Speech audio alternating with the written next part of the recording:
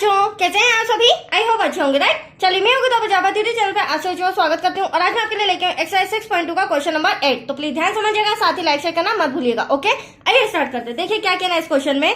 देखिए, प्रमेय 6.2 का प्रयोग करते हुए सिद्ध कीजिए कि एक त्रिभुज की किन्हीं दो भुजाओं के मध्य बिंदुओं को मिलाने वाली रेखा तीसरी भुजा के समांतर होती है, राइट। तो ऐसे तो आपको ओरल क्लियरली समझ में नहीं आया होगा, बट मैं इसे ड्रॉ के थ्रू समझाती हूँ ताकि आपको क्लियरली समझ में आ जाएगा एटलीस्ट दिया क्या गया है और हमें सिद्ध क्या करना है, राइट। तो क्या कहा गया, एक त्रिभुज। सबसे पहले हम एक त्रिभुज बना लेते हैं बच्चों।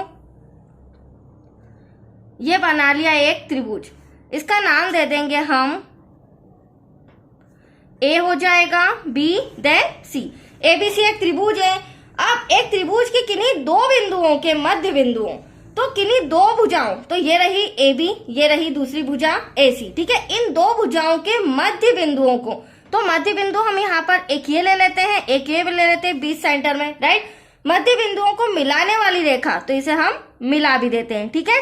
और इन बिंदुओं को नाम क्या देंगे, एक का हो जाएगा डी और इसका हो जाएगा ई। मिलाने वाली रेखा तीसरी भुजा के समांतर होती है, तो तीसरी भुजा आपको नजर आ रही है बीसी। तो आप देख भी सकते हैं ड्रॉ के अंदर कि जो डी है वो समांतर दिख रहा है बीसी के। बट हमने तो अभी ड्रॉ बनाया है, बट इसे सॉल्व करके सिद्ध करके बताना है क्या डी समांतर है बीसी रेखा के। तो आया एटलीस्ट आपको क्वेश्चन समझ में। चलिए, सबसे पहले जो सिद्ध करना है वो हम लिख लेते हैं। सिद्ध करना है जो डी रेखा है वह बीसी के समांतर है या नहीं, दैट्स क्लियर। अब दिया क्या है हमें दिया है, क्या दिया है बच्चों, जो डी आप देख रहे हैं बिंदु वह ए बी का मध्य बिंदु है। ठीक उसी प्रकार जो ई है वो भी ए सी का मध्य बिंदु है। तो यहां पर हम लिखेंगे बिंदु डी भुजा ए बी का मध्य बिंदु है।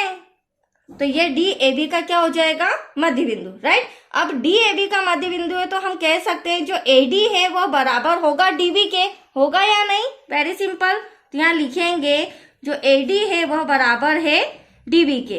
अब इसे हमें अनुपात में चेंज करना है, तो हम क्या करेंगे, ए डी के डिवाइड में क्या आ जाएगा, डी बी आ जाएगा। ये हो गया अनुपात में। अब अगर मैं एडी के प्लेस पर, ये रहा मेरा एडी के प्लेस पर अगर मैं डीबी रखना चाहूं तो देखिए हमें क्या मिल रहा है, अपॉन में तो डीबी ऐसा का ऐसा। अब यहाँ पर आप देख सकते हैं डीबी से डीबी कैंसिल, तो एटलीस्ट यहाँ क्या बचा, 1। तो कहने का मतलब ये है एडी अपॉन में डीबी का रेशो एटलीस्ट क्या आया है, 1 सॉल्व करने पर। इसे फिलहाल मैं दे रही हूँ इक्वेशन नंबर फर्स्ट। अब इसी तरह मैं ई बिंदु लेंगी जो एसी भुजा का मध्य बिंदु है, राइट। उसे भी हम इसी तरह सॉल्व करेंगे। यहां लिखेंगे बिंदु ई भुजा एसी का मध्य बिंदु है।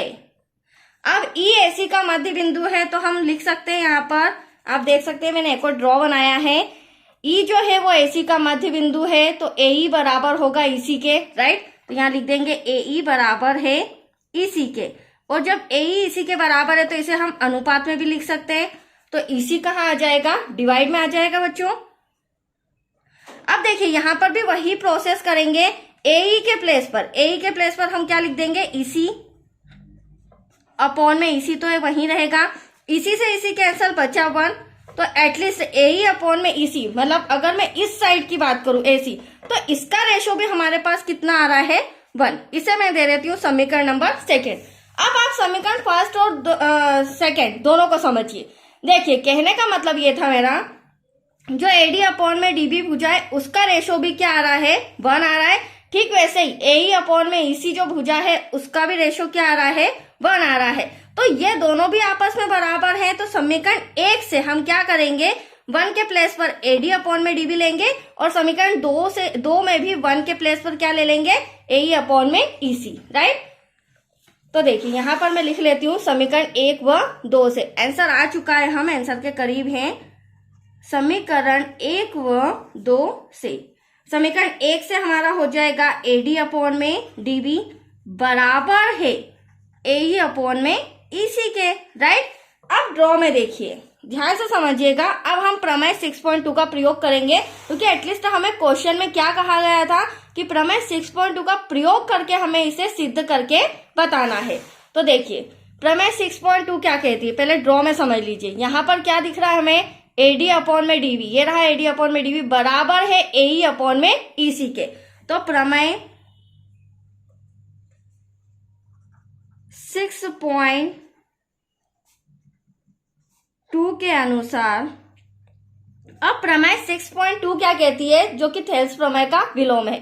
थेल्स प्रमेय का विलोम क्या कहता है बच्चों, जब दो भुजाएं आपस में बराबर हो, किसी त्रिभुज की दो भुजाएं, वो भी आनुपातिक, आप देख सकते हैं एडी अपॉन में डीवी बराबर है एई अपॉन में ईसी के, आनुपातिक भुजाएं बराबर होती है, तो उनकी तीसरी भुजा के समांतर यदि कोई रेखा खींची जाती है तो वो भी आपस में क्या होगी, बराबर होगी, समानांतर होगी। दैट्स क्लियर, यही हमें प्रूफ करना था। तो प्रमेय 6.2 के अनुसार हम कह सकते हैं जो डी रेखा है वह समानांतर है बीसी के, क्योंकि इसकी आनुपातिक भुजाएं भी आपस में बराबर है। That's clear. तो यहाँ लिख देंगे हम डी समांतर है बीसी के, दैट्स योर आंसर। लास्ट में हो जाएगा इति सिद्धम। तो आया बच्चों आपको समझ में, बहुत ही अच्छा सम था, कंप्लीट हो चुका है। अब नेक्स्ट वीडियो मिलेगा आपको क्वेश्चन 9 से रिलेटेड। ओके, थैंक यू बच्चों।